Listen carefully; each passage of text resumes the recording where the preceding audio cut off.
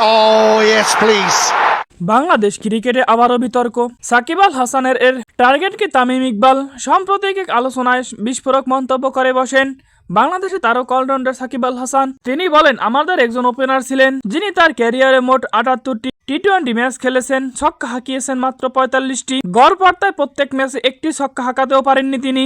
যদিও নাম উল্লেখ করেননি, তবে অনেকেই ধরে নিচ্ছেন ইঙ্গিতটা তামিম ইকবালের দিকেই। অন্যদিকে তুলনা টানা হচ্ছে ভারতের 15 বছর বয়সী বিস্ময় বালক বৈভব সূর্যবংশীকে।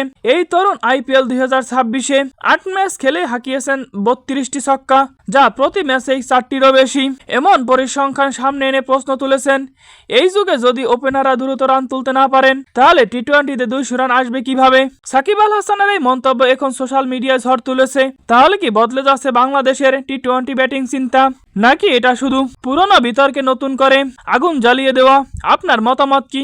কমেন্টে জানাতে ভুলবেন না। সাথে আমাদের চ্যানেলটিকে লাইক এন্ড সাবস্ক্রাইব করে পাশেই থাকবেন।